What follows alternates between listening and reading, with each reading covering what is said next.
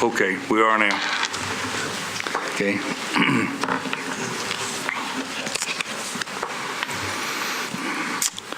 We want to welcome our new legal advisor for today.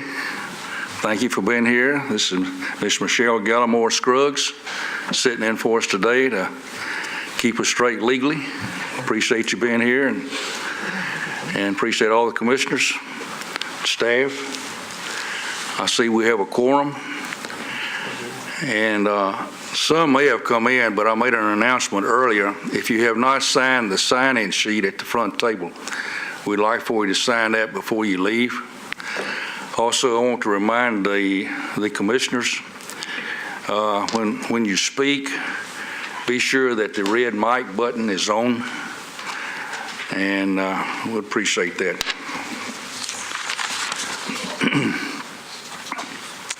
We have a quorum, so we're ready to begin. If you are not satisfied with the decision made by the Traffic and Parking Commission, you may appeal the decision by filing for a writ of certiorari with the Davidson County Chancery or Circuit Court. Your appeal must be filed within 60 days of the date of the entry of the Commission's decision. We advise that you seek your own independent legal advice to ensure that your appeal is filed in a timely manner and that all procedural requirements have been met. Do I have an approval for today's agenda? Second. Have a move and second. All in favor? Aye. Ayes have it.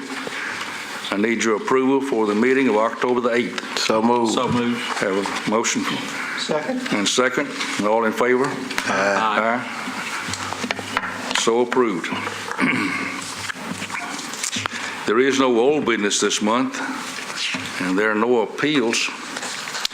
So we'll get right into our new business, which is proposal number 2012M-018AB-001, a request to abandon right-of-way at Clark Place, 6th Avenue South to 8th Avenue South, 7th Avenue South to Mumram to Shirley Street, 6th Avenue South to 8th Avenue South on the north side, 6th Avenue South to Mumram Street to Korean Veterans Boulevard on the west side, 6th Avenue South, Clark Place to Korean Veterans Boulevard on the east side, and all alleys bordered by 6th Avenue South to Mumram Street, 8th Avenue South, and Korean's Veterans Boulevard.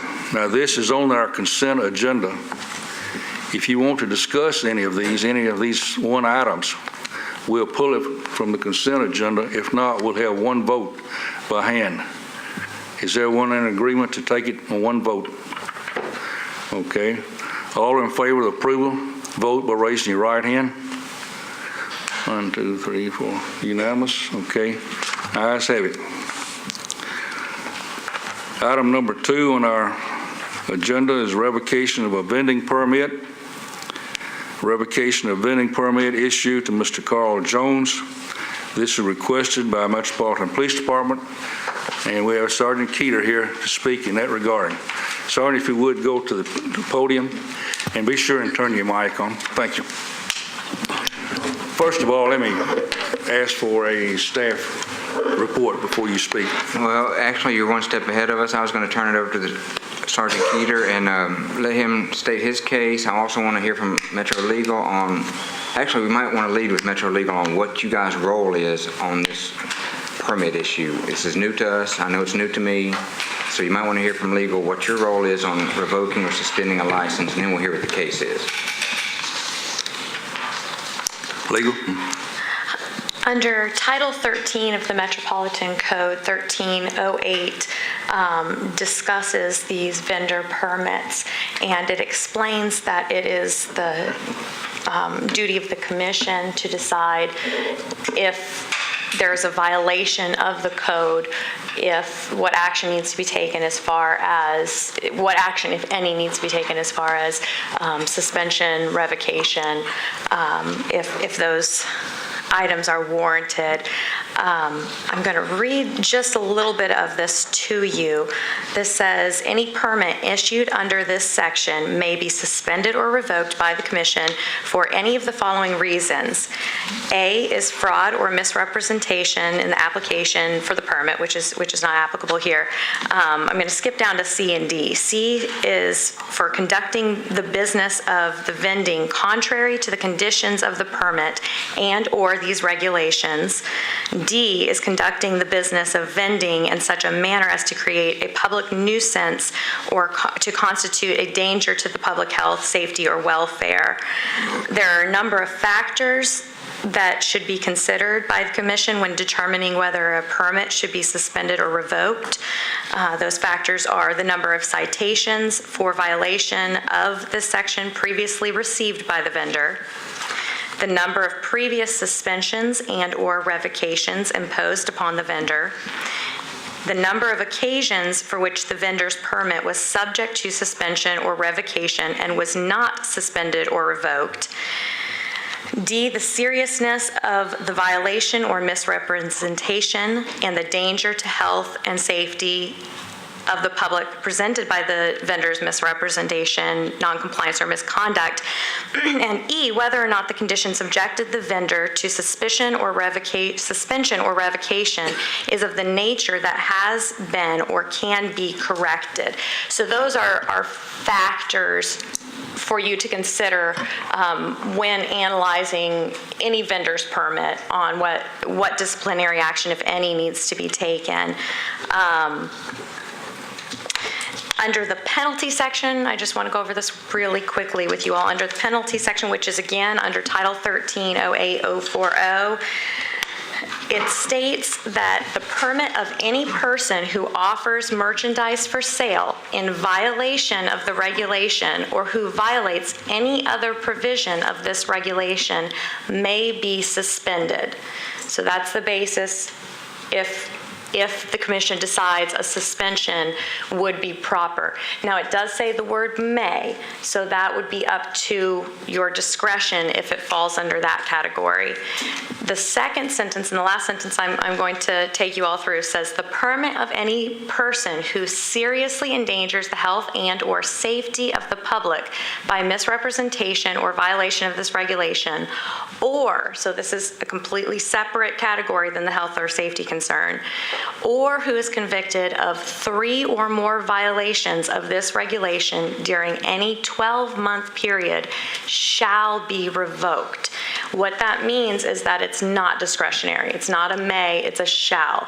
So if the commission finds on any of these, if any vending permit, that there have been 3 or more violations of this regulation during a 12-month period, then the commission would need to find that the permit needs to be revoked. And I am happy to answer any questions. I know that was a lot of information, if there are any other questions.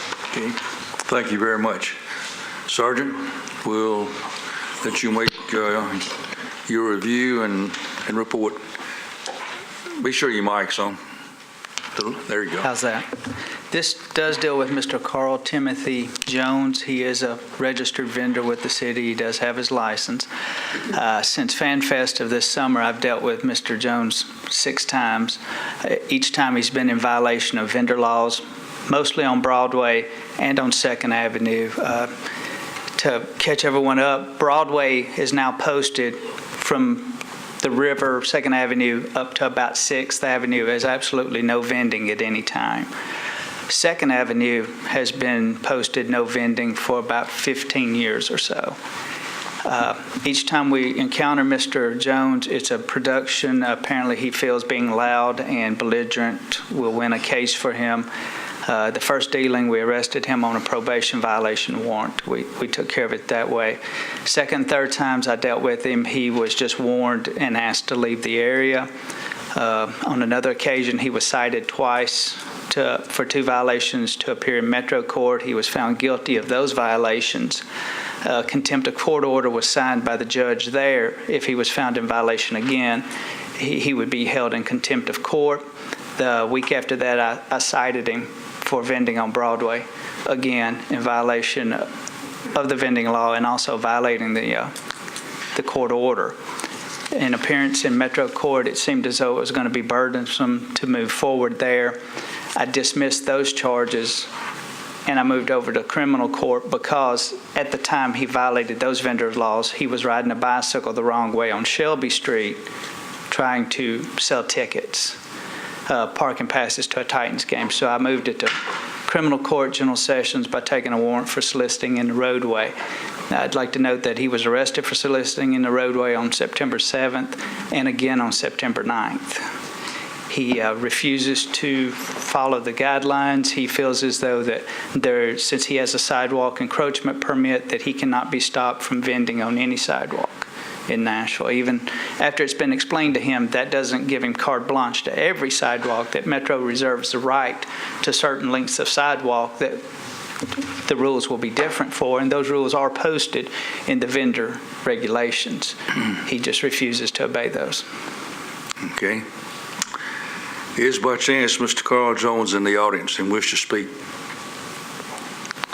Okay. If not, does commissioners have any questions from either the sergeant or our legal advisor? I do, please. Legal counsel, based on the number of citations that the police officer cited, are we in the shall category? That is something for the commission to decide. If you find that there have been 3 violations based upon the testimony of the officer, if that's something that you all find, then yes, it would be in the shall category. Officer, how many, refresh my memory, please, how many citations have there been? He was issued 2 citations by Lieutenant Horace Temple, another citation by myself that I withdrew prosecution for, but then I took the criminal warrant, and there was 1 other criminal citation issued to him for soliciting in the roadway. So 3 technically. When I withdrew my 1, I recharged, but it was for the same incident. That might help you guys out to know what revocation means in this case, which might not be what you think it means. Metro Legal.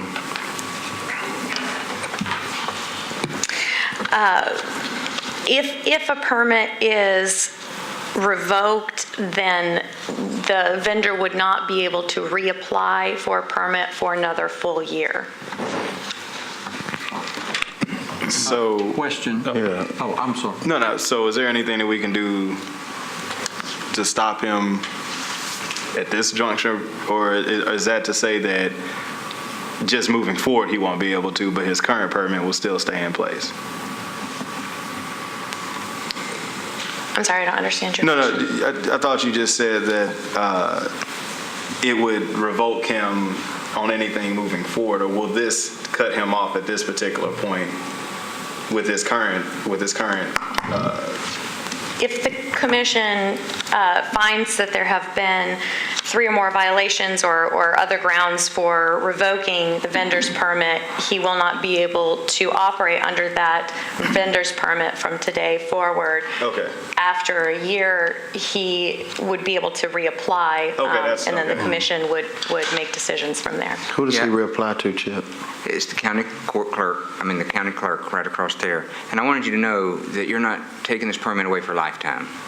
It's a 1-year reapply. Go back through, see if he's got any other history, and so it might lighten it up a little bit for you. If this gentleman comes back and we do revoke his permit and he is in violation without a permit, what does that do for his future ability to apply for a new permit? I have to defer on that also. That is unclear. The actual application and the issuing of the permit is kind of hard to follow, but it goes through the county clerk. So we don't see the application, we don't approve the application, we don't give the permit. But we can revoke it, which is kind of unusual. So I guess when he goes to apply, we would have to get with the office over there and decide if that's an approved application at that point. And I wanted to clarify a couple of other things. It says, and this is what I just stated for you all, it says, a permit which has been revoked shall remain revoked for 1 year following the date of revocation. In addition to that, the decision that is made by the commission today, if the commission decides to take action against the permit holder will receive notice of what the commission's decision is, and within 15 days, within a 15-day time period, have the ability to request to come and have a hearing, have an appeal. If the permit holder decides after the commission's decision that he would like to appeal that to the commission. It would come back to the commission. Mr. Chairman, I would move that we revoke the vending permit issued to Carl Jones. Second. Okay, you have a motion second, Mr. Chairman. Oh, Mr. Commissioner? It sounds like Mr. Jones has been a real problem. I'm wondering, though, was he notified about this meeting today, and is he supposed to be here? Is he supposed to be here to represent himself or to send somebody? We have attempted. We haven't received confirmation that he actually received our letters or our phone calls. But there is a code that says he does not have to be present at this case. He's got 15 days. Is that the way it's written? It doesn't provide, the code does not provide for a required notice prior to this hearing. What it says is any permit holder or applicant whose permit is suspended or revoked or whose application for a permit is denied may within 15 days of the date of that action notify the commission that the permit holder or applicant desires reconsideration of that decision. It will be scheduled for the next regular session. And that the suspension or revocation will remain in a pending state until that hearing if they choose to appeal. Mr. Chairman, it sounds like, he certainly has been a problem, but I would caution the commission to give him every opportunity and every reason to be here. And if he's been sent that notification, then I could feel free to vote for that, vote for the revocation, but I don't know if he's been notified properly. Chip, in what way was he notified? He was notified by letter, and we've called to get his phone number from the county clerk, but we didn't get the number. Now, what I'd like to see done is we go ahead and take the recommendation of the officer, and we continue to contact him live and in person over these next 15 days and see if we can get him in front of us and say, this is what we're doing, do you want to appeal it? I mean, we'll still try to get in touch with the guy. You'll probably run into him this weekend. But Okay. so we will continue to get in touch with him. This could be his income stream. So we understand what you're thinking. At the same time, we'd like to support the police department and move forward and see how it goes from there, because there's lots of violations out there, and this is going to be the lead example. Do you want to amend my move here? I personally am in favor of your motion. It's my understanding we have a motion and a second to revoke it, and then give him the right to appeal it, which he has within 15 days Okay. to come back to the One commission. quick question about, so within that 15 days, of course, we won't meet again until another 30 days. What does that put him in the process of his current revocation? It would. I think you said it's in the pending state. He's still legal. The 15 days is the window of time that he has to write in asking for an appeal. The suspension, revocation, whatever action is taken will remain pending until you hear So he his can even appeal. still operate at that point because it's pending Correct. until the next meeting? Correct. Okay, well, yeah, I think that's fair. Is this clear with all the commissioners how we're voting? Okay, we have a motion and a second to revoke. All in favor, say aye. Aye. Noes? It is approved. Sergeant, thank you for being here and your presentation. Good to see you again.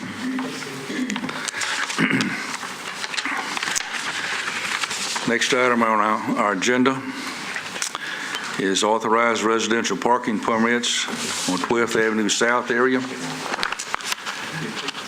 Staff, you want to make a report on this before we hear the public? We have received petitions from all the residents on these three streets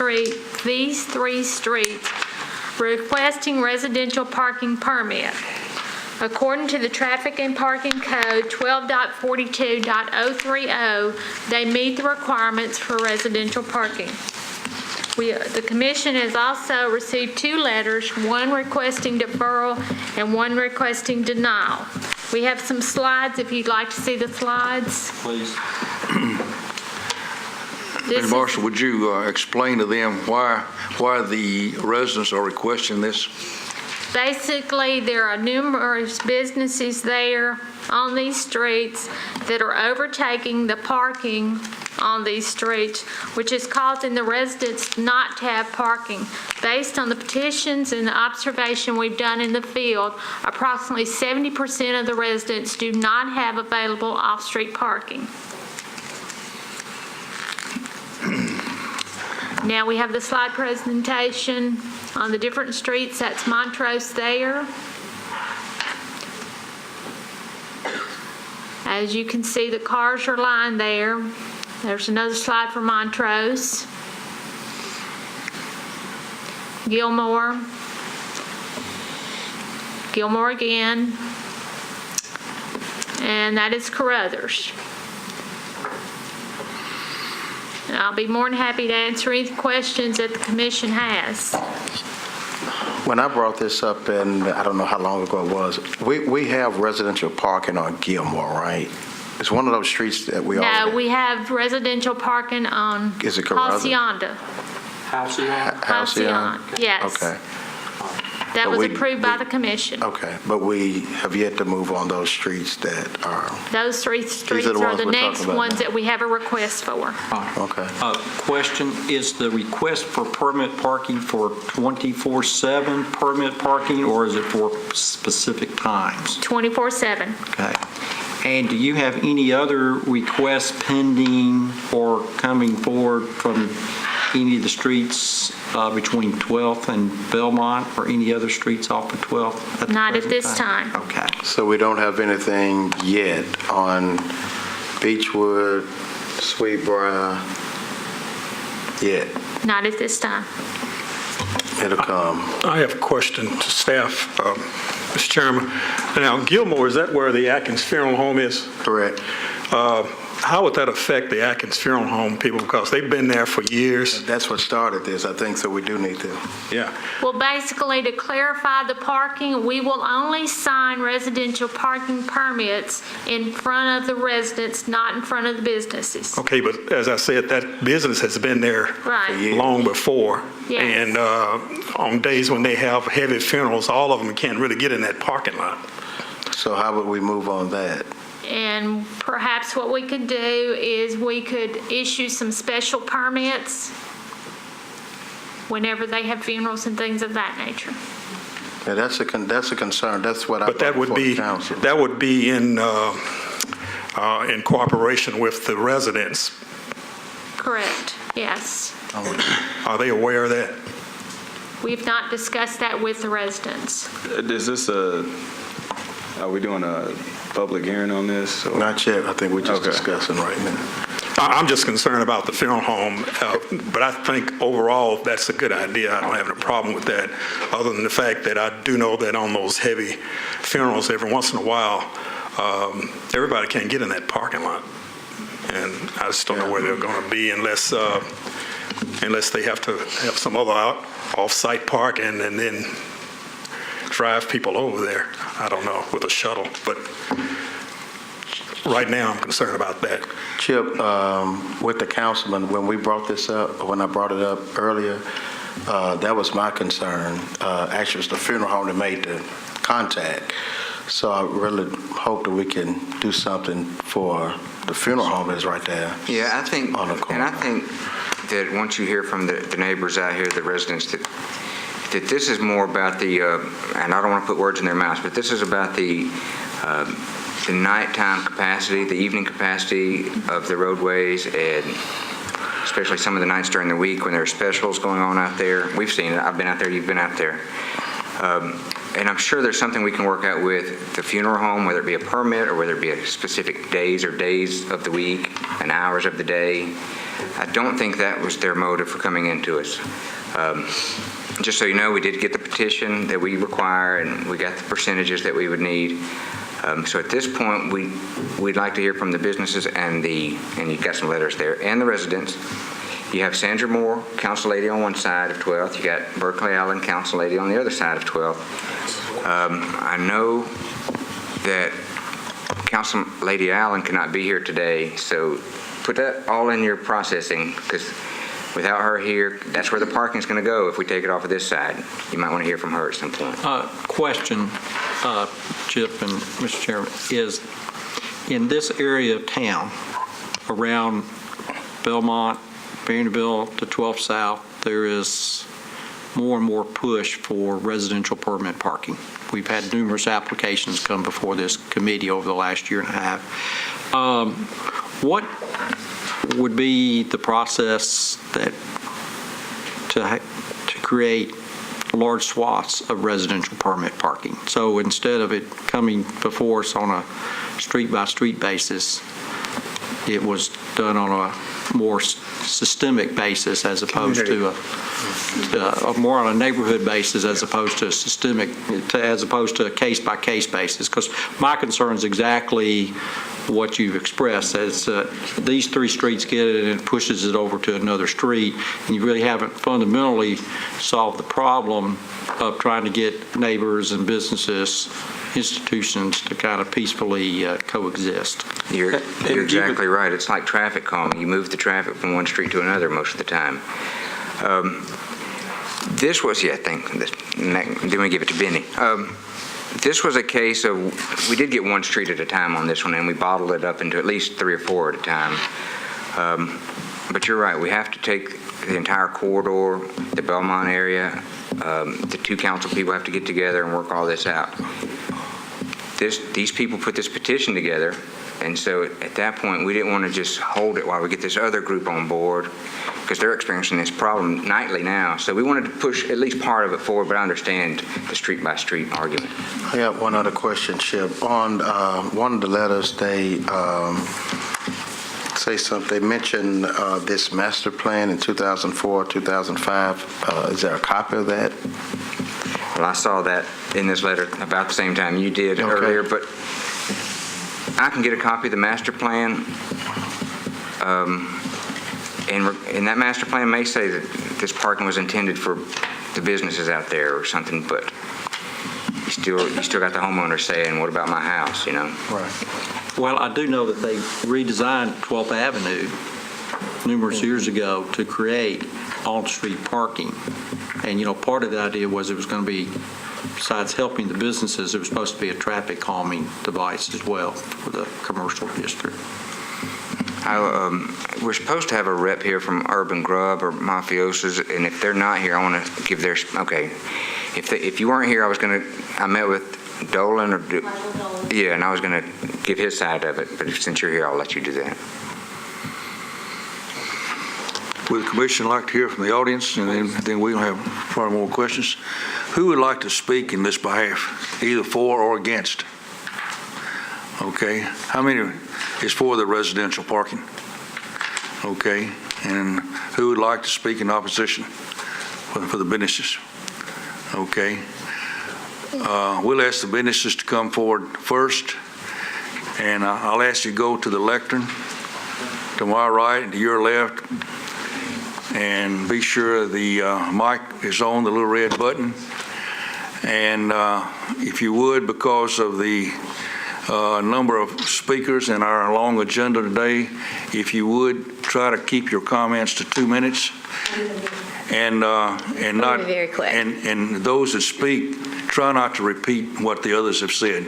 So you're on. My name is Kim Dale, and I do public relations for Mafiosos.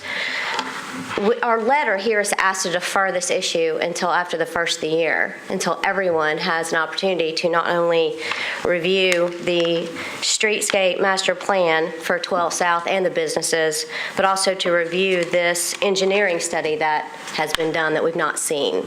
Mike Dolan, the owner of the business, is out of town, and it's been scheduled, his trip. He is an attorney as well. It's been scheduled for a long time. So we're here to ask for all of this to be deferred until everyone has a chance to kind of catch up to where y'all are.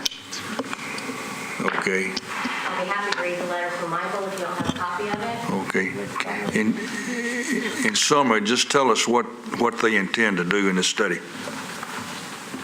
We don't have a copy of the study. We've asked for, It's underway, right? I don't know, Chip, where is the engineering study? She's referring to the petition and where we did the widths of roads and do they have driveways and that Okay. sort of thing. But I did want to mention that something he mentioned to me about the season, the timing of the seasons, and is it a good time to be It is the making parking holiday changes? season, and a lot of the businesses, the retail businesses, are expecting to have their customers be able to park where they've usually parked, and you're getting into their biggest shopping season of them all. So there's a lot of businesses that never received this letter, didn't receive it till late. We've only have 4 here today, and we communicated to 2 of them to tell them to come. So we don't even know on 12 South how many people have even been notified. Business-wise. Okay. Anyone else wish to speak on this behalf? Is my 2 minutes up? Do you want to read the letter? Well, Who all has a does anyone copy of the have any letter from questions Michael for this Dolan? Well, yeah, I have a question, and I want to know, before we get an engineering study back to us, how do you expect this engineering study to affect or change people parking in front of people's homes? I don't know. I haven't seen it. I'd like the opportunity to see it before I comment on it. I don't know what the study said. I don't know the tactics. I don't know the outcome. I don't know any of it. I was told there was a study that was done, but I've not seen the study. I'd like to educate myself. So would every business along 12 South. We definitely want to work with the residents, but until I see the study and what it was based on, what was the trending, what was the times, those photos were during the day. I drove those streets myself. There are a lot of those homes that do have their own parking. So I don't know what the study says. Quick question. How many parking spaces does Mafiosos have for its business that you have on your lot? Probably 20. That also has to accommodate all the employees as well. That's not accurate. You compare parking in the back to head parking in the front, on the side, excuse me. They also have parking lot in the back. That's shared by several If you wish to speak, please businesses. come to the mic. That's shared by several businesses. So Chip, let me ask you this, and on the letter, they're questioning how these residents, these streets qualify under Metro Code, or that may be legal, 12.42.030. What, do they qualify? I guess that's an easy question. I think all the more reason to defer this. Well, no, we want to hear from legal or Chip. Based on the code 12.42.030, there's 6 criterias, and they meet all the criterias. The first is the extent and desire of the residents for it to bear the cost, proximity of the neighborhood to a major attraction such as the restaurant, scarcity of convenience of off-street parking for residents, because based on petition and observation, approximately 70% of the residents do not have off-street parking. The extent of the motor vehicles registered to persons residing in the residential area cannot be accommodated by the number of available off-street parking. The use of the neighborhood curb space by commuters and other non-residents, and also the traffic noise and safety problems caused by vehicles cruising for parking. That is out of the code 12.40.030. I'm here to represent the business owner that's out of town. So that's why we are asking for the deferment. Okay. You're arguing points that I'm not Could I going get to her- do for a business owner. What percentage do you say didn't have off-street parking of the residents? Based on the 3 streets, approximately 70% do not have available off-street parking. This was also an issue when the business started to move into the area. You can pull your mic up and be sure it's on. I'm trying Okay. to keep it on. Okay, thank you. Insert blonde joke here. That was apparently has been an issue since all the businesses moved into the 12 South area. I mean, I'm not the business owner. I'm here to represent him and to read this letter of deferment, which he hand-delivered to Chip, which we are asking to just get our ducks in a row and give us time until after the holidays. Apparently, the streetscape master plan, apparently that is something that all of the business owners and all of the residents worked on together in 2004. So this goes back of almost a 10-year history of businesses moving into the area, this master plan, the street plan, which I don't even have a copy of. Okay. So in essence, you're asking for a deferral. We need one. We don't have any of the information. Okay.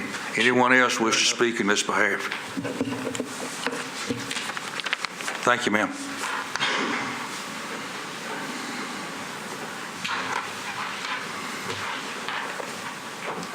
I'm Jay Pennington with Urban Grub. Same thing with me. I really don't oppose the residential parking. I think, but I don't know where it's going to be. I don't know. I was notified it was stuck on my door last Wednesday, and I'd like to work something out with it. I think I've probably got ample parking because we've got over almost 100 parking places now between our valet and whatnot. But again, the funeral home across the street from us has day funerals. And when they're there, I let them use my lots, but they build I think it's part of the community. The church across from us has the same thing.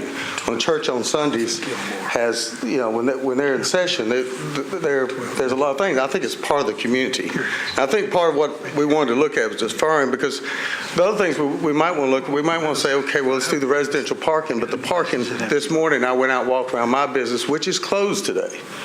And every single parking place in front of my business is taken up today by cars that were there 5 or 6 hours. They were there all day. I don't know whether it's commuters or something else.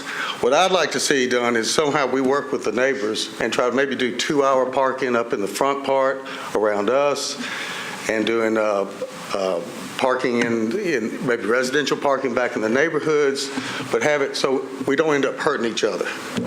That's sort of what I was at, but what I was looking for is a deferral. So, we could actually, like I said, I've had 4 days to look at this.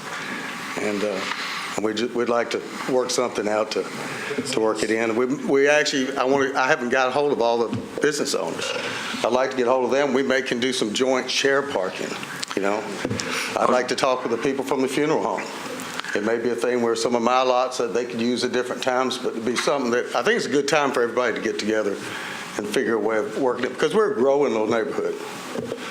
And I don't want to end up in a battle about it. My neighbors are also my customers, so I'm not trying to do a thing where I'm trying to stop it, and I definitely don't want to impinge on their parking. But at the same time, if you push it off the streets, these commuter parkings are parking up in our park. So that's about all I have to say. So I'm just asking for a deferment too. Are there any parcels of land in that area that could jointly be developed into a parking? There's actually a couple pieces of property, and I just started working on this week when I saw it. A couple lots that I'd like to try, and it may be something we'd have to work with y'all, because it may take some rezoning or something like that to get some parking. There's some But lots. we're a growing neighborhood. We've got a new restaurant coming in down the street. We've got some development going down the street, a big hill development going. I moved there because I have lived in the neighborhood for 13 years. I like the neighborhood because it's an urban neighborhood. It's walkable. I live on 4 blocks away, but I live on Belmont. And I know the problems of being parked, because anytime there's an event at Belmont, I can't park in front of my house. But part of the reason I named the restaurant Urban Grub is that we were moving in an urban residential neighborhood, and I like to strive to keep it that way. Thank you. Okay. Anyone else wish to speak? Okay, sir. State your name. My name is Ryan Pruitt. I'm also a business owner, restaurant owner on the 12th Avenue South of Frothy Monkey, which is an 8-year-old brand on the street there, and been part of the development as well. We are also in agreement to defer. I got the letter from the city also. I had a day more than Jay there. I got mine on Tuesday, and actually brought it to the attention of this neighborhood has been very active it's a business district in the middle of a residential neighborhood. We understand that, and I think the residents and the businesses have done a good job thus far of working most of the issues out. I actually brought this issue of this meeting up to the president of the Residential Neighborhood Association last night, who was not even aware of this meeting. So we met for coffee this morning to discuss it briefly, but in the deferral, I think that can open up opportunity for the residents and the businesses to get together and figure out what the issues actually are and how we can maybe assess those in the neighborhood. Because to the point that Mr. Green brought up, I think this is a little bit of a slippery slope, and these won't be the only 3 streets. And once these 3 streets pass, it'll go to the Berkeley Allen side of the street, and we'll be doing this multiple times over and over. And I do think that process will go against the master plan of the street that was put forth in 04 and 05. Okay, thank you. Anyone else wish to speak? Okay. She's 4.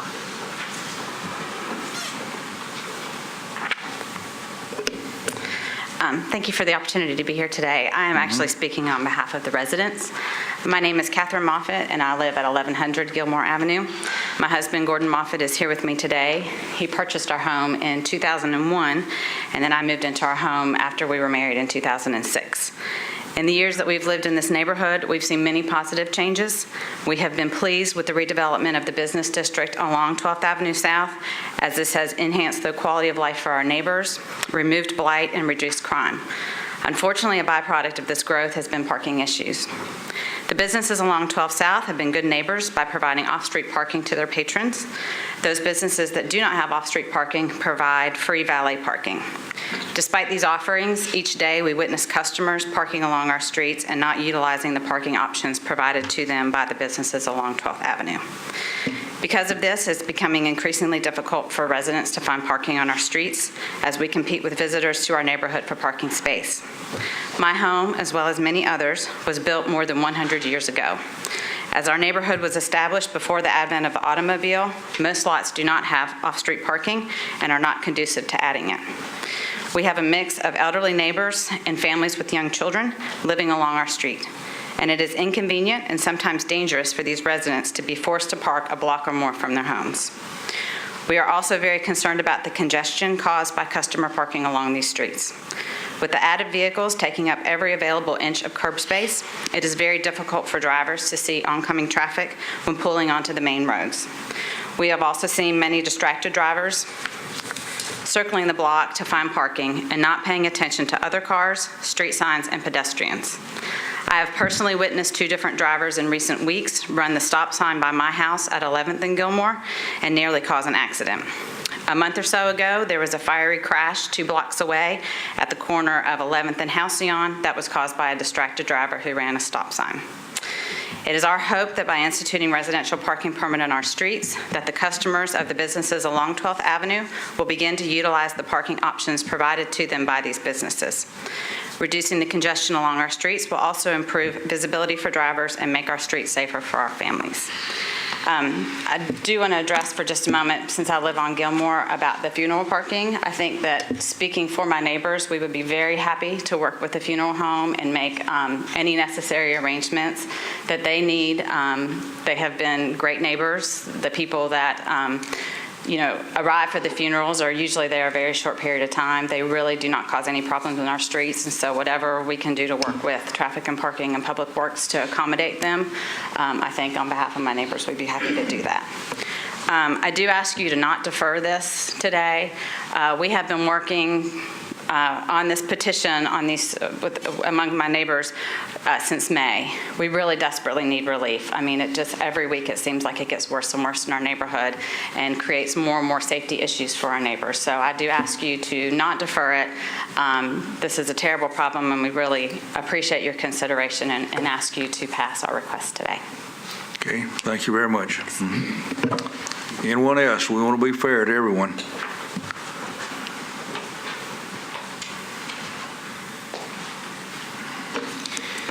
I'm Ken Winter, a resident of 1021 Paris Avenue, 12-year member of the Board of Directors of the Neighborhood Association 12 South Neighbors. and a veteran participant in Metro-sponsored planning for the whole neighborhood, that is, combined businesses and residences. I'm thinking everything I've heard here and here is positive, everything. In that sense, I think you can take our concerns, many signers of the petition, as an intelligent cry for help. We've dealt with this for a decade now. So that's a preface to me saying, I will read from here. For the past 15 years, major planning studies offer 4 distinct parking strategies that to date have been adopted in an extremely uneven way. 1, parking on site, behind or beside the businesses. And that comes from the 1997 streetscape plan that was an MDHA Hawkins Partners plan and led to the streetscaping you all referred to. 2, parking lots. The 1997 plan identified 2 locations, a still vacant parking lot at 12th and Beechwood and an unused back corner of the Waverly Belmont schoolyard as potential parking lots. 3, restoration of the alley paralleling 12th Avenue on the east side. This was brought up in the DNDP, the 2008 community plan, as a way to get entrance to parking from the side streets into the back of the businesses. And 4, shared parking, which came up nicely from several of the businesses. All these are progressive ways that we could handle this. These ideas are also seen in the 2005 plan of Nashville. Now, I want to be clear that individual businesses have voluntarily experimented with one or more of these strategies with sterling results. I can provide numerous examples.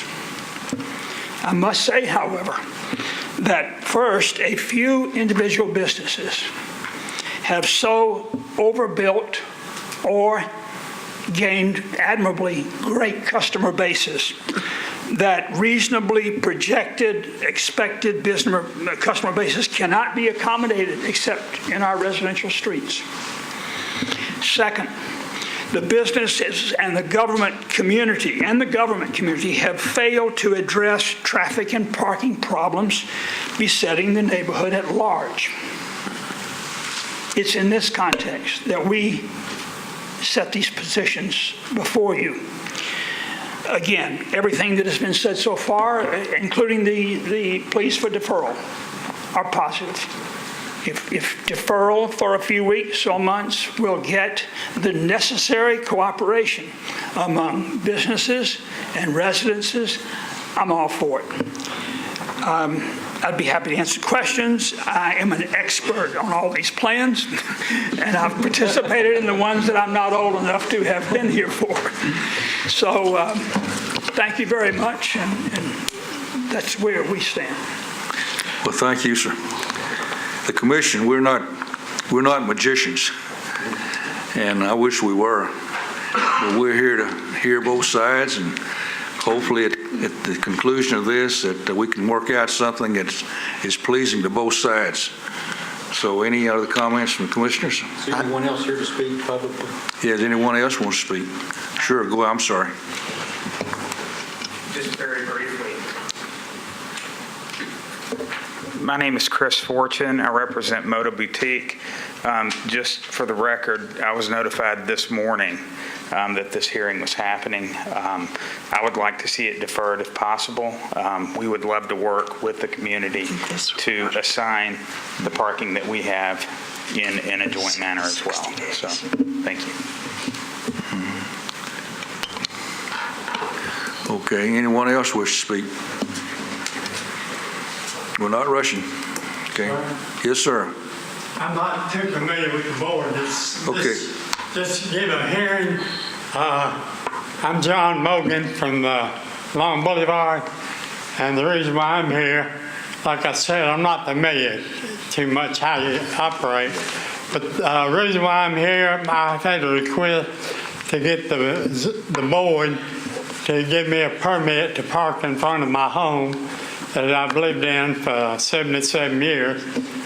My parents had it built 85 years ago, and I'm having a little bit of trouble with my knee, and in turn, I'm asking to get parking in front of my house. Yeah, I got it. And also, I'm parking on the side of the yard, but it's a combination of driveways.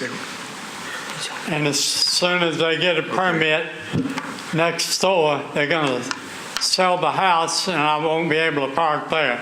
So I am asking y'all, if it's possible, to get parking in front of my house on Long Boulevard. He's See the this next, young lady at the end? Per Chairman, he's actually talking about on number 5. We'll get to him. We'll get to you. We'll get to you.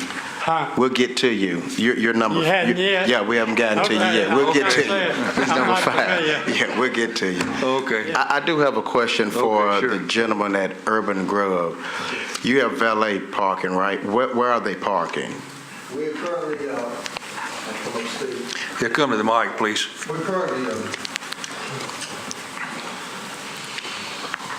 we currently lease a lot that is down on 12th as just basically until they find something until they sell it. But we've got a year lease on that for some of the valet parking. I think that gives us, we can park 80 parking cars in there, but we have yet ever filled it up in the last, well, we did one very first, but in the last couple of months, we haven't filled it. We also have gained a lot behind us. We have done a joint thing with parking of the dry cleaner, which allows us to use it at night. I think we've got 23 owned space, and then we have the street parking that borders our spot. But once again, I'm saying those are usually not available to us or even to our customers, because it seems to be, especially on the side street, a lot of times people just seem to park there and leave a car there overnight. So Is mafiosos, they can't use the valet service? yes, but we have joint, we have made an agreement where we can go back and forth with each other. Yes. What We is, try to do that, but rarely will mafiosos people use our valet. There's a pretty good distance between us. what is the parking plan for the new Hill Center or the complex going in there? There's an apartment complex. It's my understanding there's 112 parking spaces roughly being built underground for a 90-unit Yeah, the apartment capacity complex. is around 100, and that'll be a drop in the bucket for this busy area. But yeah, there's hope out there for that with that I development. mean, I'd love to, like I said, I'd love to work, and Mike and I talked the other day of maybe jointly between the businesses, finding another lot or something that we could do some public parking, because it's going to stifle us, but at the same time, the good thing is the colder months, I don't think people are going to be walking 2 or 3 months, and because they will valet park, and they're correct. That some people won't valet park. I can offer valet parking, and they won't, but hopefully in the colder months, I attend, it's free valet, it's a little easier than walking, but that's part of what we want to come up as a plan.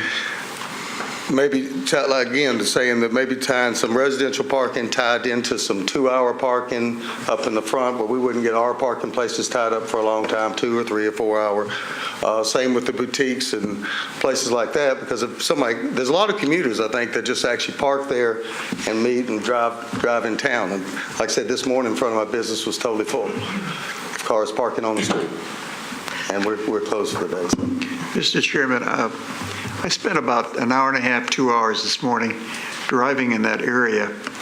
What I did note, surprisingly, because I didn't think there was any available land, is that by the mosque, across from the mosque, is this large empty lot that's for sale. That's the one I'm using now. Okay, and then on the other side, it looks like a Christmas trees are getting ready to be sold? Yes. We would love to have the use of that, but the landowner, I don't believe, wants to sell that.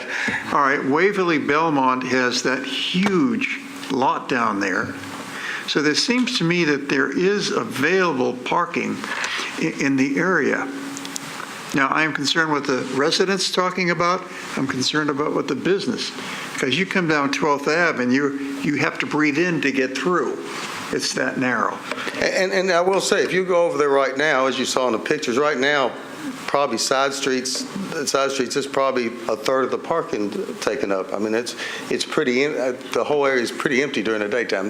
The biggest problem is primarily, after a certain time, which, again, I'd like to have time to do it. Another proposal I might make to help in the funeral home is do these as a certain time parking, so that, because the funeral home, generally their funerals are during the day, and maybe there'd be, look at possibly doing, I know a lot of residential parking, they're done for certain times, because it's mainly people at night. I think most people in that neighborhood work, and there's quite a bit of parking. The question that I had, has the community association met with the businesses? Has there been any meeting at all? That's actually what we were asking for, so.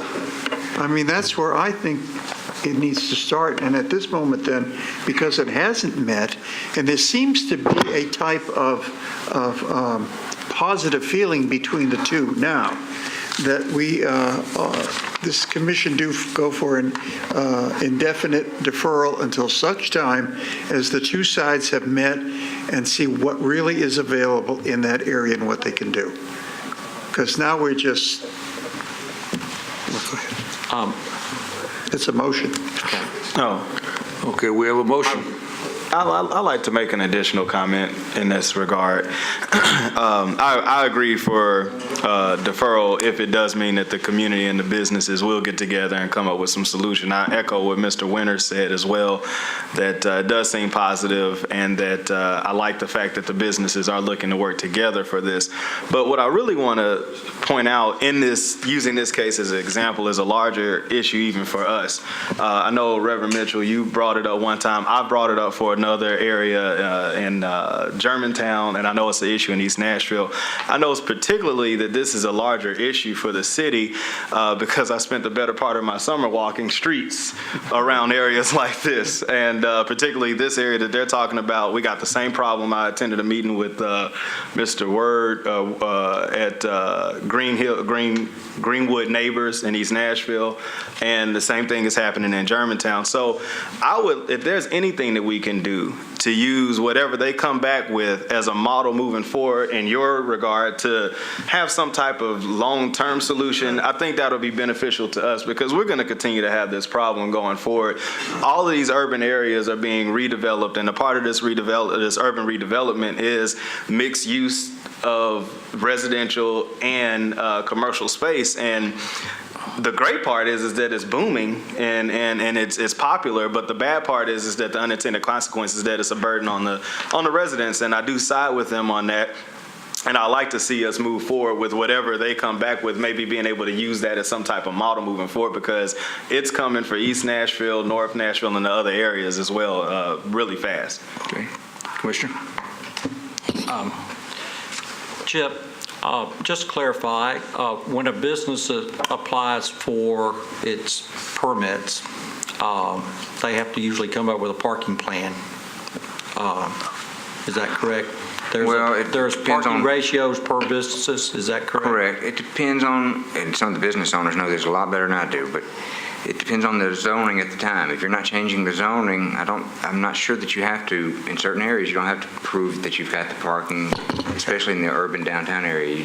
We waive that. It's my understanding, I could be mistaken, but it's my understanding that on-street parking cannot be used in calculations for businesses parking.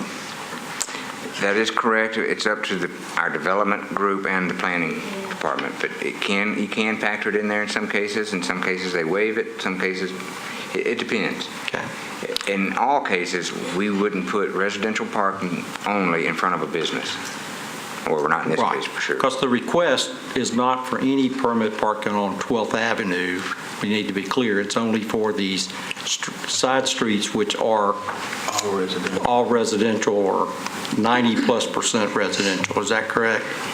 The portion that is residential is what we're talking about. Okay.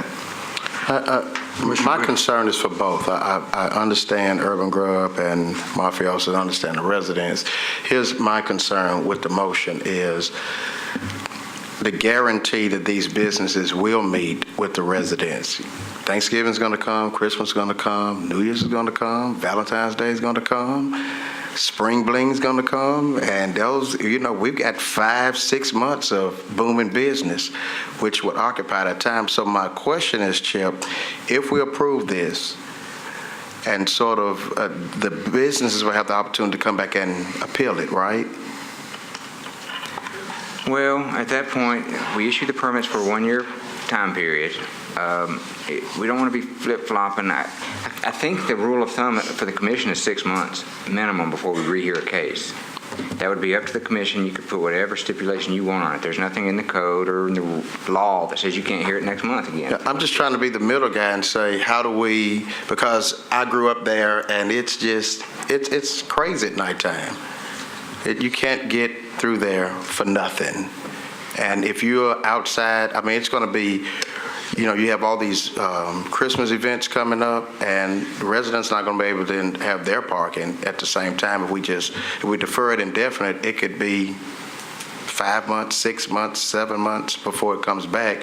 And probably in the middle of that, we're going to have the other ones coming back at the same time. And we're just going to be, it's going to just keep going. I mean, we've been dealing with this for quite some time. We have to defer it to a certain time. We want to get done. So you don't want the indefinite deferment? Are you okay with the January? I mean, the master plan is in your head. We don't have a copy of it. You have it. Should that have a fail-safe date of the request being approved? Sir, if you want to speak, would you please go to the mic? Well, I think what you're saying is important, so would you come and say it? Yes. I'd like to weigh in on this. Thanks, honey. Okay. Excuse me. Yes, sure, absolutely. I see the drift of this towards deferral, and I understand everyone's making an excellent point here. Should, however, we leave it as amorphous as I hear it shaking out, thank you very much for that point. There are going to be, motives to kick this can down the road, as in the current parlance of you guys have been hearing on TV a lot. I wonder if there's a mechanism that the board could have a date when that would go into effect. Sure can. And we could have a deferral until that point, which would definitely make all sides come together on an absolutely fail-safe basis. I think that would be. So if we could pull his motion back, we could make it for our January meeting. Is that what we're saying, Chip?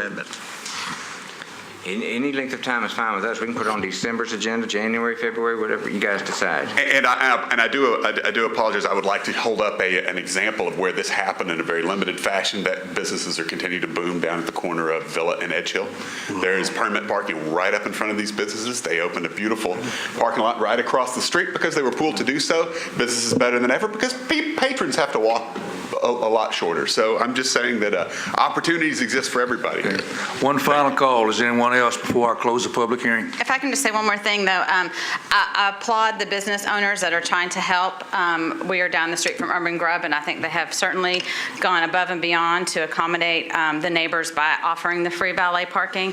The problem is creating parking lots and creating valet parking and things like that don't solve my problem, because people will not use them unless they're forced to.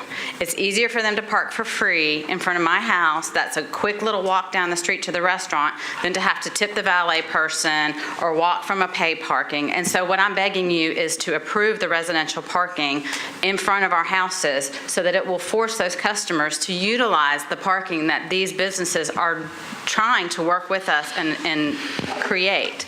So I hope you'll consider that and consider our requests in that light. Well taken. Mr. Speaker? Yes. Chair, I'd like to make a motion to approve. We already have one motion on the floor. Well, there hadn't been a second for that motion. Okay. Was there? Okay. You want to withdraw? Of course. Okay, go ahead.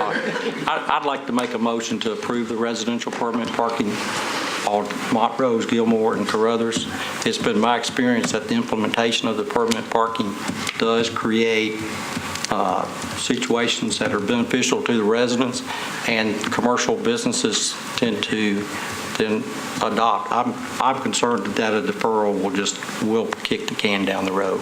So Okay. I'd like to make a motion and ask for a second. Okay, we have a motion. Do I have a second? Second. Have a motion and a second to approve the residential parking. Let's see that slide with the colors on it one more time, Corby. Make it official. You get something? This right here is what we're talking about. So, does that agree with your motion? Yes. Carruthers? Question though, Mr. Okay. Gilmore. Go ahead, Commissioner. To staff. Sorry. Does that mean that the businesses won't be allowed to use those residential streets anymore at all from the time that we approve that? Well, you're going to hear me give not legally, they will not be able to. Now, it gets into enforcement at that point, and it's very difficult for us to enforce this. I mean, we'll put the signs up and we'll notify the police department and wish us luck after that. So, Because that's going to hurt some businesses. Now, you're correct. That's going to hurt some businesses. If what you put on the table just now was 24/7 residential parking, unless you have a hang tag in your car or a placard in your car, you will not legally be able to park in front of some of these houses or wherever we put the signs at that point. I think deferral is most beneficial. I would like to amend this motion in the spirit of the great compromise, which we don't find too often, is that parking for the residents be limited to one side of the street and the other side of the street be open until such time as the group meets and comes up with a plan. There are residents on both sides of the street. I understand that, but this is a problem where we need to... You're not solving anything. Huh? You're not solving anything. Okay, I died twice. We have a motion and a second, and still in discussion. Any other comments? Is the motion for the amended motion? Pardon? Is the motion we're voting on the amended one from Mr. Moran? What? Hasn't been approved, has it? Well, do you want to go for one side?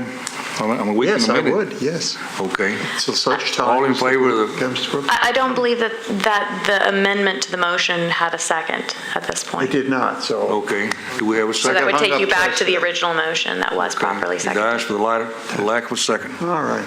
I get used Okay, to we're it. back to the original motion to approve residential parking. Can I ask one more question?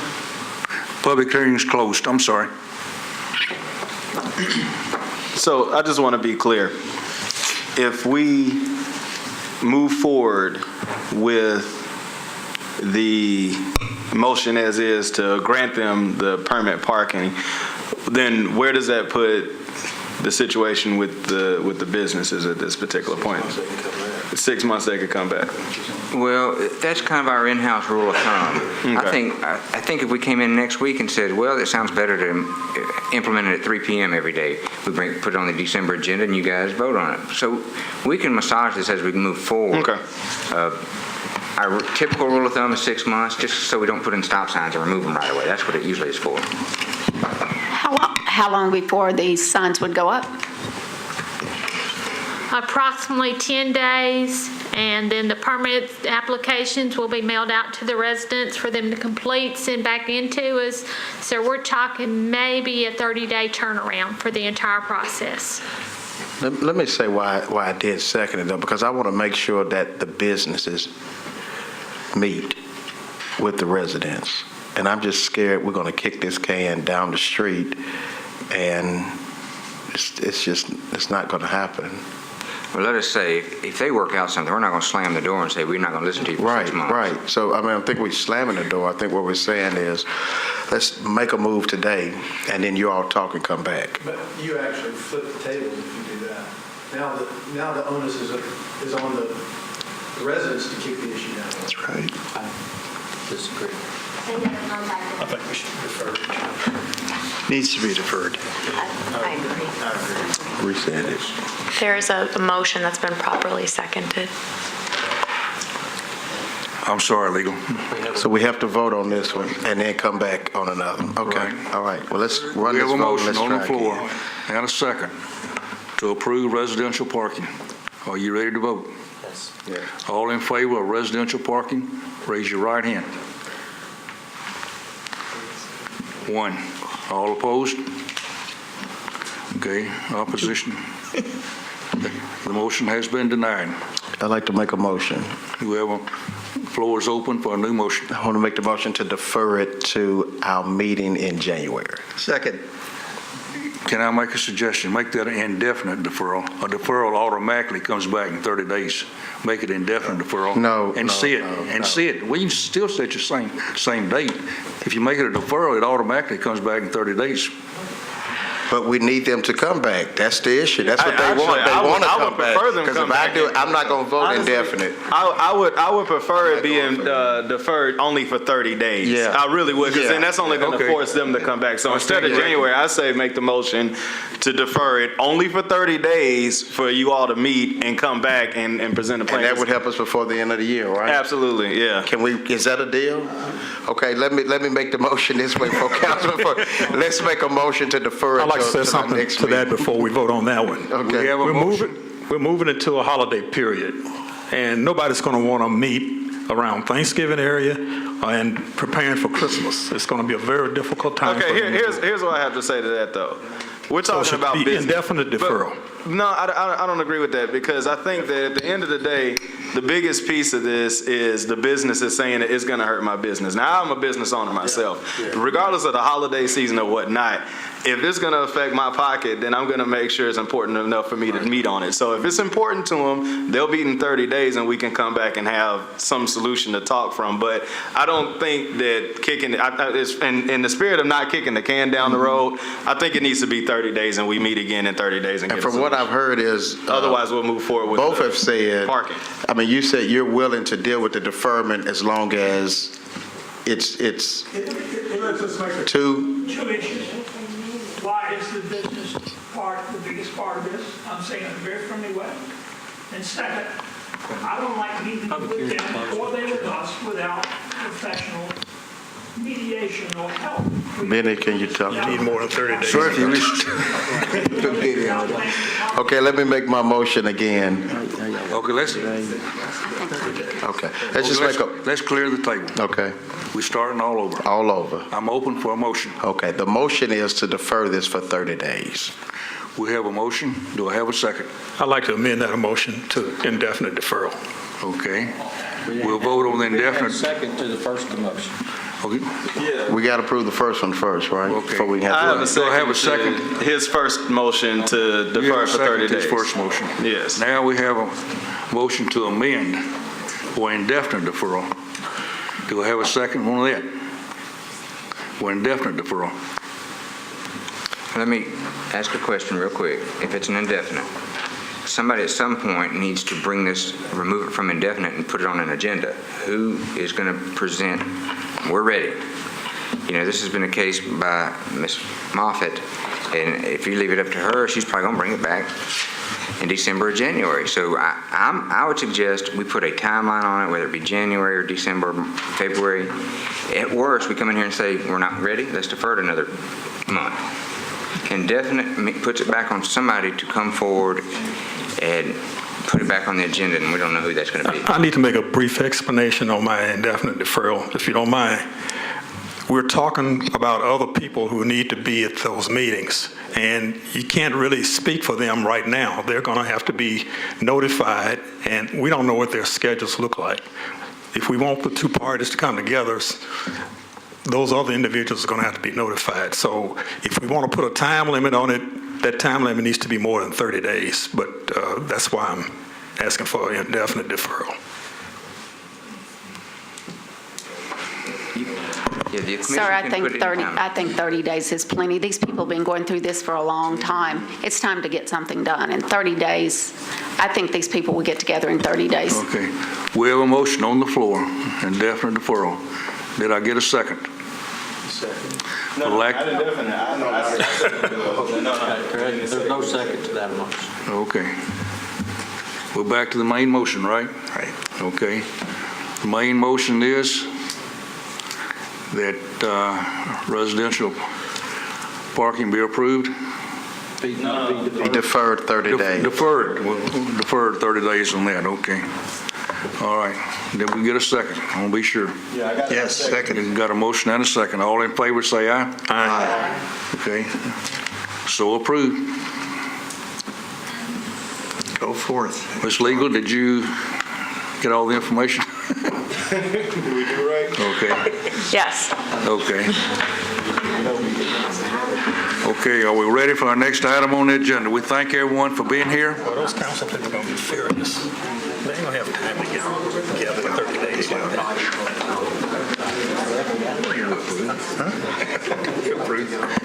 They're gonna,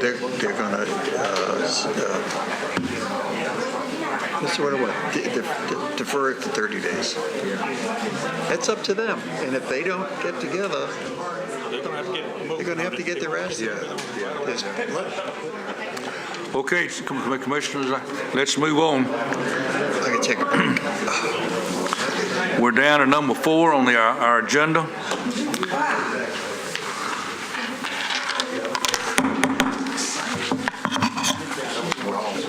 Item number 4 is removal of bus parking only on the north side of Commerce Street at 5th Avenue North. Okay. Staff, do you want to speak to this first? Yeah, I think we have a slide here, yeah. Very basic, I think we're all familiar with it. About a year ago, the commission approved an area on Commerce Street near 5th, and we called it bus parking only. With the intent of providing an area to load and unload. Julie, if you would, step outside, please. Excuse me, Stan. Yeah, with the intent of providing a place to load and unload for this commercial bus that we see down there, mega bus. Since then, the complaints have come in. The complaints have come into the police department. The complaints have come into our office. The traffic congestion and people crossing the street, not at the crosswalks, are our concern. And so we are requesting and recommending that this parking area, this bus parking only area, be removed, go back to the way it was previously. And I don't know, Metro Legal, you'll have to decide if this is a rescind or just a remove, because the commission put these signs in the first place. But to go back to a no parking condition, which would allow MTA to quickly load and unload. They have a bus stop there, but would prevent long-term parking from occurring there and causing the congestion that we see. We have a rep from the police department who has seen this every day for the past year and I would like him to give his account of what he sees down there.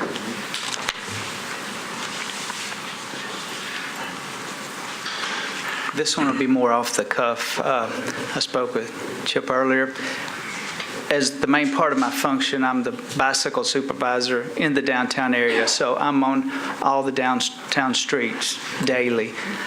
We've noticed over the past year with Megabus using this lane, it's really become disruptive.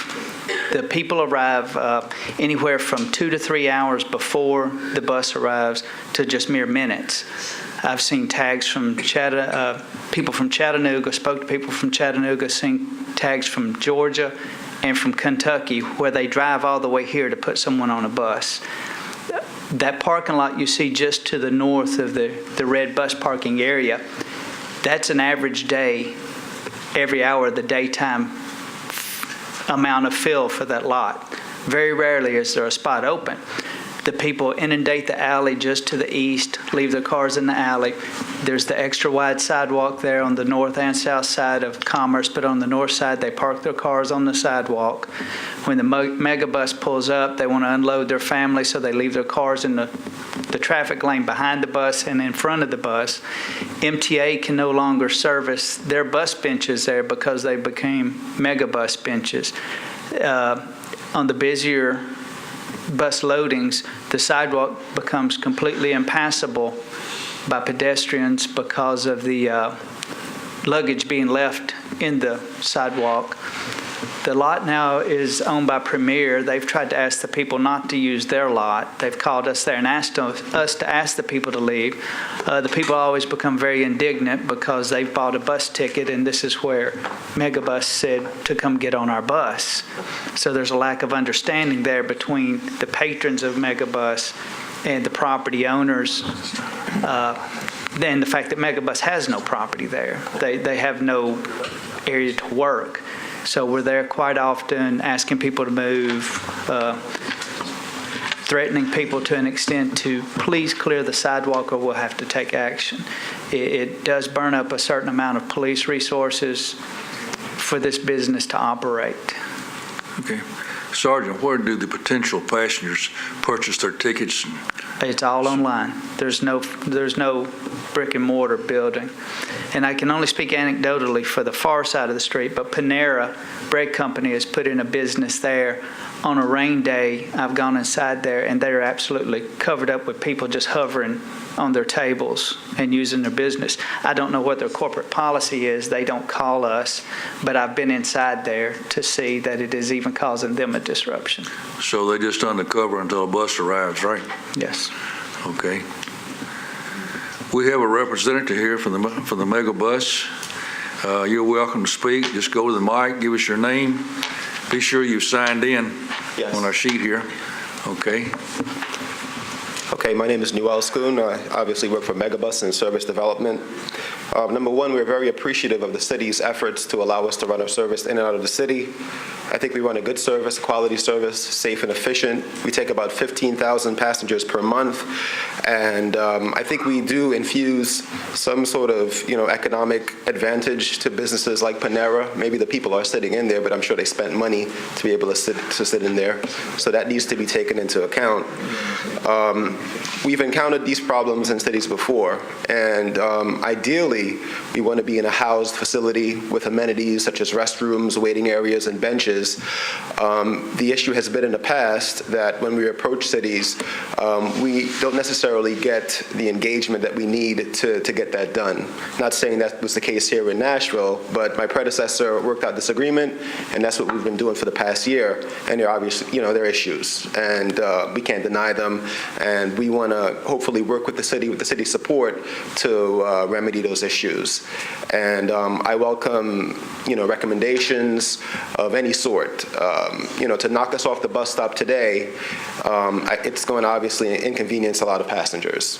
And there are different facilities throughout the city, and we would like the opportunity to continue our service without an interruption, and we'd be happy to make any arrangements, any lease agreements, any license agreements, anything at all that would, cover the cost for policing, supervisory staff, whatever cost the city has basically incurred over the past year, and will continue to incur so long that you allow us to run our service. I could go on and on with stats, but this is pretty much where we're at right now. Excuse me.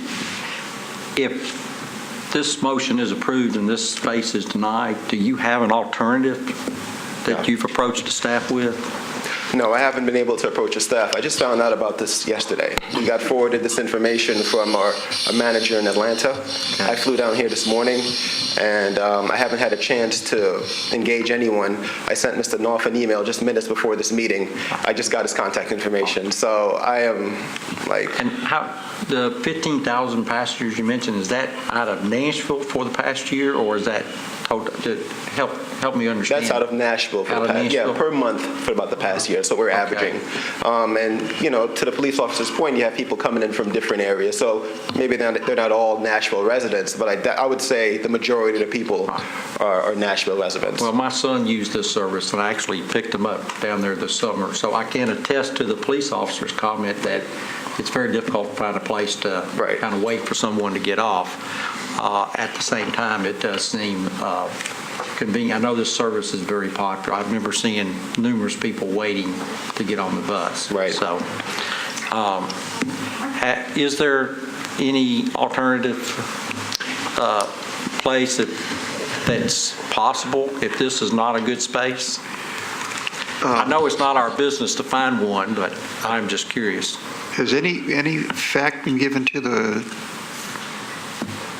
bus station on Demonbreun that's not in use any longer? Mm-hmm. Well, I do appreciate you being here. That was quick, and we needed you here, so we're glad you're here. We are trying to quick fix this situation on Commerce. I know it's been a year, and it doesn't seem like a quick fix. Station, I think it's called. But there's the Landport, or that. There's other areas that we're not against Megabus. We're not against this process or the theory of catching the bus. we're against it being on Commerce at Fifth Avenue. And so we've got to take it from there, meet with you, find out what you require. How many people are you expecting to be there? How much room do you need? Do you stage 2 buses at once? That kind of stuff we would need to work out directly with you. You're right. We are not in the business for helping you directly because you're a business in yourself and you can find a spot and come to us with it. That's what we would prefer. And then we bring it to the commission and let them decide. We can't do your legwork for you. But I'll talk to you about all that stuff. Okay. But what we've got to address today is this spot on Commerce where people are crossing the road in the middle of the street and it's kind of unsafe. They're walking between cars and I mean, we love the success of the business. We just can't have it where it is. Let me ask you a question. What is your procedure for determining where the bus stop is going to be? Is there an application, or did you just pick, this is where we're going to do it? I was going to get into that. My predecessor actually found a bus stop. Generally, what I do when we get into a city is basically we try to engage a transit authority in the city. We try to go as far up the food chain as possible. We state our intentions. We let them know what we're looking for in terms of amenities, housed area with restrooms, benches, so forth and so on, and what's available.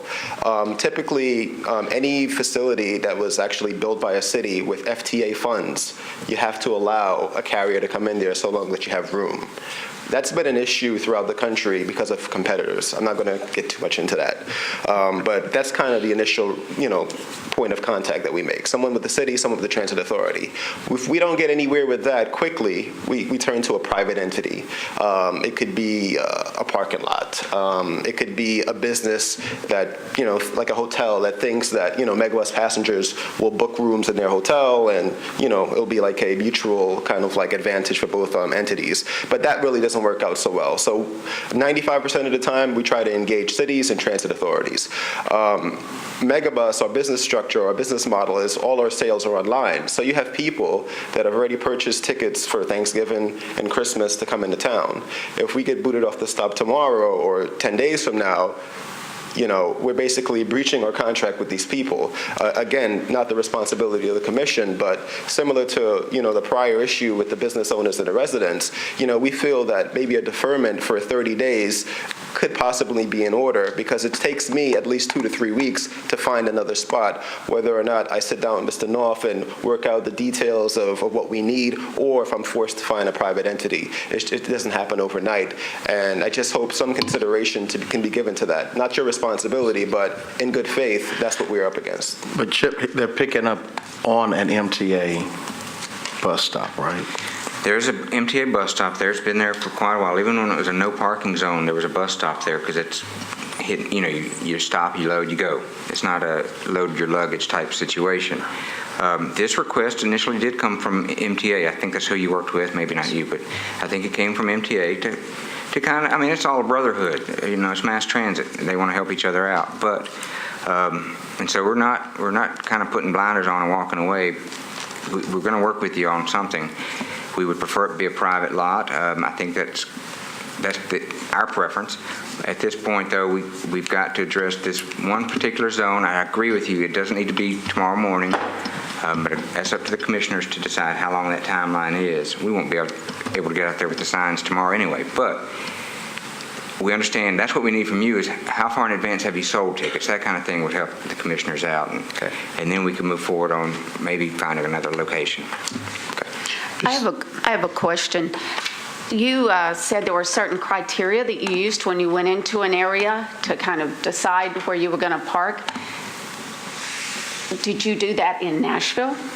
Because you were saying things like restrooms or shelter or whatever, and there's none of those there unless you're utilizing another business that happens to already be in the area.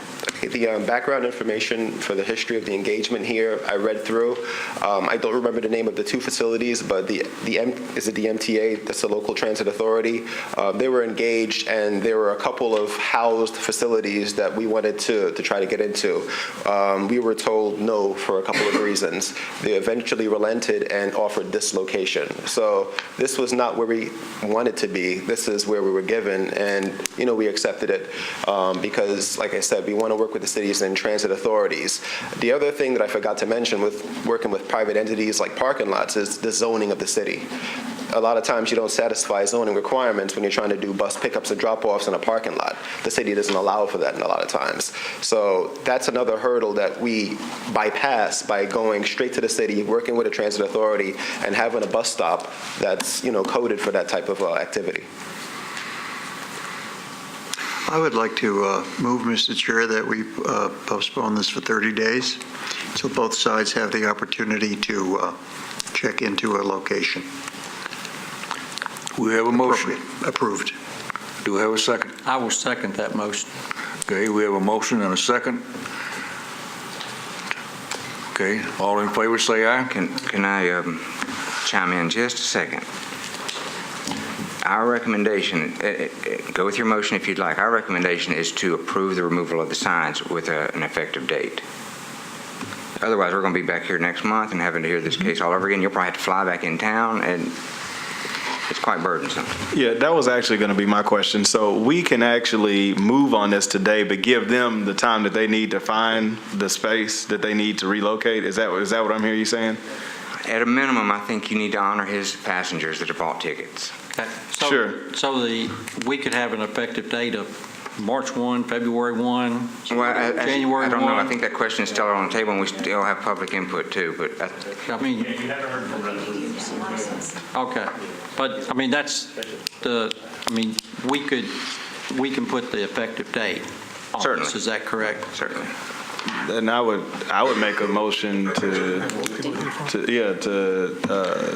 approve the removal with the effective date. Are there other people going to speak on this, Mr. Chairman? That's what I was. That's what I was going to anyone else ask before a motion. Could I just ask one more thing before I leave? Megabus has a second location they use. No longer. So you got put off of Interstate Drive? We were at a hotel, I believe. Okay. I was just wondering, they were using the second location. We've heard all of them and then come back. Mr. Chairman, I'd like to withdraw my motion. The motion's been withdrawn until we hear from those in the audience, and then we'll reconsider. Just a quick point of order. If the motion was properly seconded, whoever seconded the motion would also have to agree to withdraw. I will agree to that, please, Ms. Council. Okay. Motion and a second has been agreed to withdraw, okay? Anyone in the audience wish to speak in this behalf? Please come forward.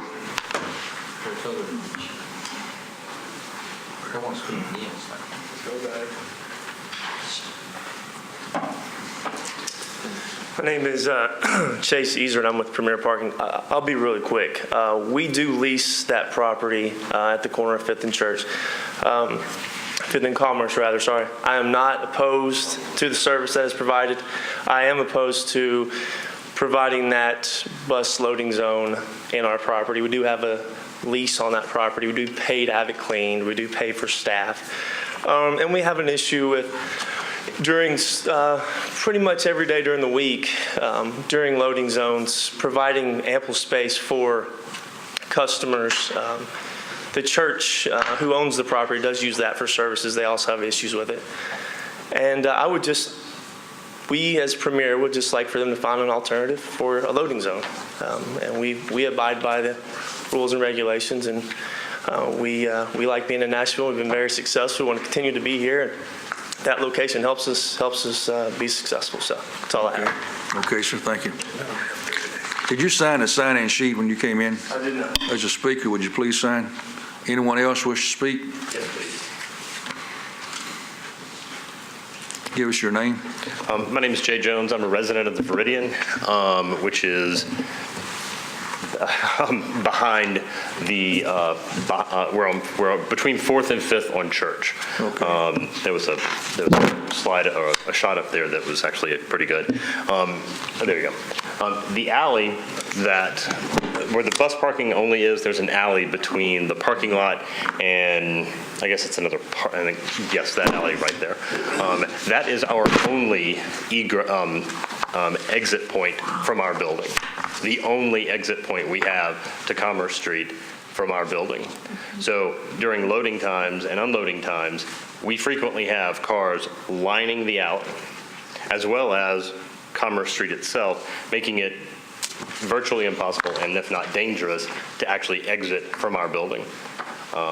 We have 303 units in that building, at least as many residents. It really is an imposition for us to have to come and go through that. My suggestion would be to use the Music City Central, which is already centrally located and has MTA buses coming in. I don't know why, I don't know what they've discussed with MTA, but that seems to me like a perfect place. It's not moving it that far from its current location, and it's already got the busing facilities as well as restrooms. It's a public space. That's my suggestion. Aside from, our biggest concern is that we have a hard time getting in and out of our building, as well as it's dangerous for us to exit onto Commerce Street. I do have over 40 signed petitions from our residents saying that we would like it moved. Okay. If you'd like for me to leave those, I'll be happy to. Very good. Thank you very much. Commissioner?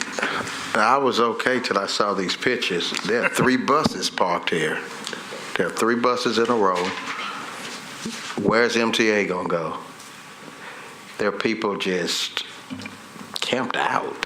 I've never seen it to go down there, but the pictures speak 1,000 words. So, is it custom? Is it normal to have 3 buses parked? I mean, there are 3 buses right behind each other with an MTA bus on a schedule that's trying to get its clientele, which is, commerce for us, for Nashville.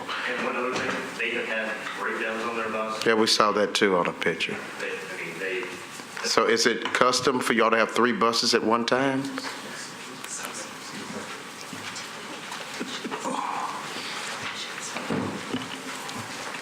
Just look at the pictures here.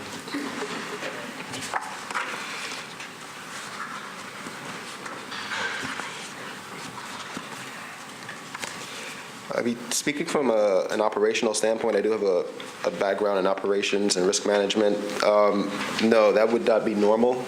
They wouldn't, devise or develop a schedule where you have buses on top of each other like that. From an operational standpoint, it just doesn't make a lot of sense. You want the drivers to get in and out as quickly as possible. They're double-deckers, they're 81-passenger buses, so they're going to take, a few minutes to load. So no, that's really not an optimal or an ideal situation. But, I'm just guessing in this scenario, maybe a bus was late or something like that, coming out of Texas or Atlanta or Chicago or Washington, D.C., depends on where it's coming from. So I would say that's maybe not the norm. I have not been to the site many times, so I can't confirm that, but they would never schedule it that way. No.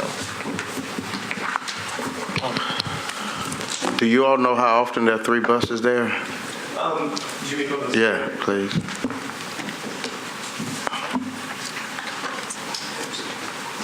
It is a regular occurrence to have 2 buses there.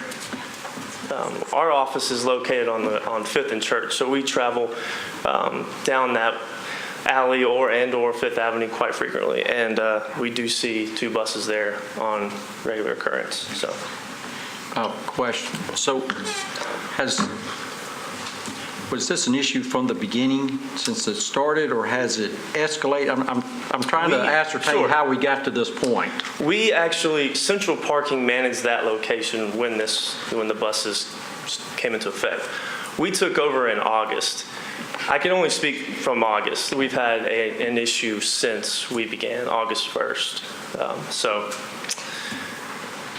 We have auditors that come through and they ask them to leave. I mean, you saw the pictures. They line the parking lots and they do speak poorly to our attendants, so that is tough as well when we're trying to run a business and also trying to be good neighbors. Yes. So, Chip, when did staff start receiving complaints concerning this? I'm trying to figure out how it's escalated to this point. We approved it about January of last year.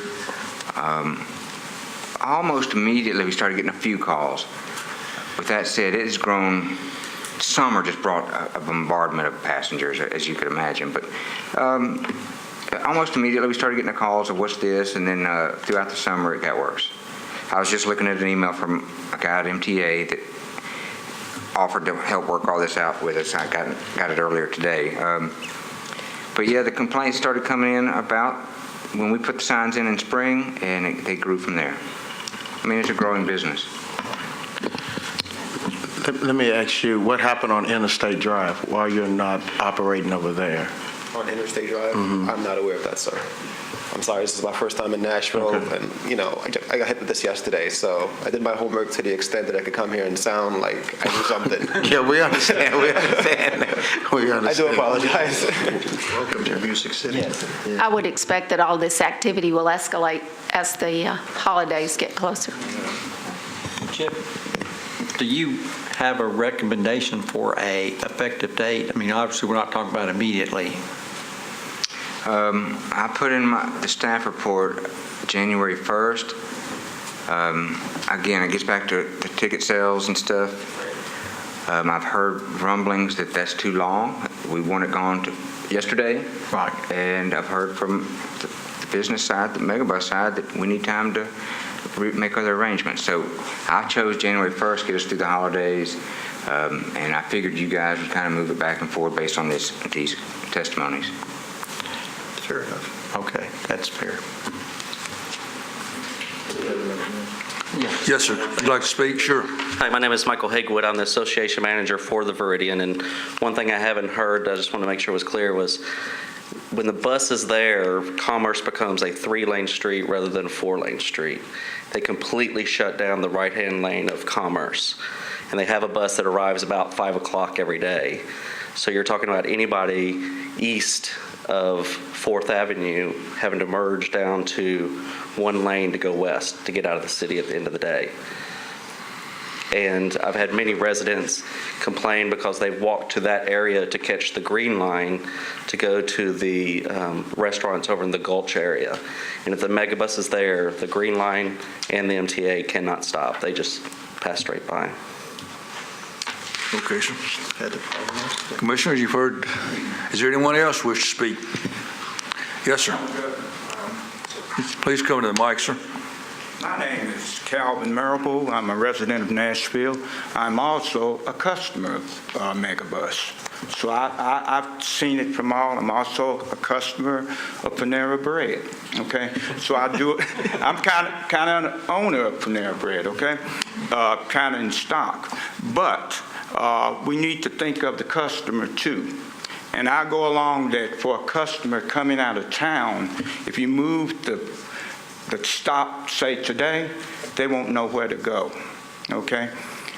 Most of you have not tried the Megabus, but in most cities they work, and where I've been to Toronto, Washington, and some other areas, and Knoxville and Memphis, and they use the MTA, a lot of them.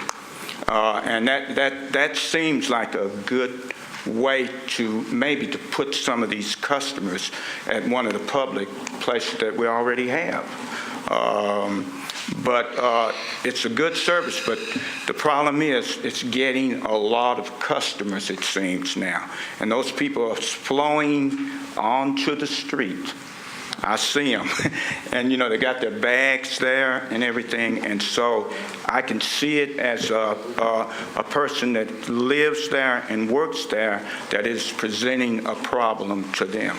And so you've got to work out something that would be good for the customer, the businesses, and the residents of the neighborhood. And that's all I've got to say. Okay, thank you very much. Anyone else? I'm fixing to close the public hearing, so public hearing is now closed. Commissioners, any comments, questions, recommendations, staff? I hate to keep putting you on the spot, but again, these ticket sales, do you have any timeline of how far out you sell? I could get those details for you, but I would just imagine we're a discount carrier and everything's done online. The earlier you buy tickets, the cheaper it is. Okay, the first ticket sells for $1. Typically in the New York area, that's like 90 days. Okay, you have people that basically they make a living. They buy up cheap tickets, and they're not supposed to do it, but they resell them. That's how it works in the Northeast. It may not work the same way down here. Okay, so Christmas is coming. You have Thanksgiving right around the corner. I would say that people have probably pre-booked 60 days in advance, I would guess. With the service increasing in popularity through the summer months, as you mentioned, the buses are pretty much at capacity. So come the holiday season, if you don't book in advance, you're not going to get a seat. So people have probably booked, I would say, at least 60 days in advance. They're not going to wait till like now to book for next week for Thanksgiving and Thanksgiving to book for Christmas. I just don't think that would work out too well for them. So I would say they probably booked maybe 45 to 60 days in advance, just to give you some idea, for these holidays. Okay, thank you very much, Commissioner. I have a more point of order. I don't know if this is a CHIP answer or legal counsel answer. So if we adopt the staff recommendation of January 1st, what would happen, say, at the next meeting if additional information came? Could we? No later than. Well, does it, I think, what's the, because it seems to me there's like this 6-month rule we have that things go into effect before it can be reconsidered. That's kind of what I'm asking. You can help me on this, but I think the role of the commission is traffic flow and safety. And I hate to say it, but it's not necessarily, did you buy your ticket, did you get your luggage out of the way? So if you're concerned about traffic and safety, you need to act regardless of this. Now, there's a good faith and there's doing the right thing, but I think, correct me, I think that you would be violating your role by putting tomorrow as your timeline to remove these signs. I think it says that in the charter, that you don't have to consider other factors than safety and traffic. That's this commission. Again, I defer to you to say whether they'd be putting themselves in a bind. Also, we're walking that fine line as a staff to be working with a private business on finding them a place to do business on a metro street. We're going to have to work all this out with Megabus because I'm not sure. Again, I'll have to see legal on that. Are we even supposed to be doing that? So when you ask me, did I find them a spot, you got to realize why I hem-haul a bit about it. I suspect that they have the emails of everyone who ordered a ticket online, and I'm sure you could send out a notice to those people. My question is, though, really, when you get to your contract, and I'm not trying to be a clog in your wheel by no means, but when you said you have a contract with the customer, I know, at least in the air travel industry, that's just a contract to get you to that destination, being Nashville. So even if your location was to change between now and Thanksgiving even, would that be a violation of your contract with that customer? Because they'll still be in Nashville, just not getting dropped off on Commerce. My point was, if we are knocked off the stop like tomorrow, right, and I can't, it put me in a bad spot. Mm-hmm. I'm just saying that I'm going to need time to get you another load. But should we say, take Chip on his recommendation of the effective date? That would give you plenty of time, and you would still be able to meet that contract requirement. Correct? Absolutely, I have to get it done. We do send email blasts out to our customers to confirm purchases. We let them know that the stop has changed. We put it right on our website as well as an advisory. So it's not really so much of an issue educating the people where the stop's going to be. We just want to have time in good faith to find another stop. That's all. Do a motion to leave it in January. Was there a motion on the? Mr. Chairman, I'd like to move to adopt the staff recommendation on this motion, which is to have an effective date of January 1st, 2013. Okay, I second that. No later than, because that allows them to do it early. No later than. No later than January 1, 1, 2013. That's why I read the staff recommendation. I second that. Well, just semantics. Do you mean we can change it up till January 1st? No later than? I think you meant. Well, then you could break. The staff recommendation says the effective date is January 1, 2013. That's my motion. Okay. No sooner than. No. It says the staff recommendation is an effective date of January 1. Okay. I think it. I'll third that. Okay, we have a Does the motion sign and a go up second. January 1? Well, I know that January 1's New Year's Day, but yeah, we will do by charter, we're supposed to put it in the paper for the 5-day business period, and yes, our crews will be out there the next business day after the holiday. January 1. Okay. Is that I clear second that. Okay, motion second, is that clear? Okay, all in favor, say aye. Aye. Opposed? So moved. All right, move on. Item number 5. This is our consent agenda, and I need to read.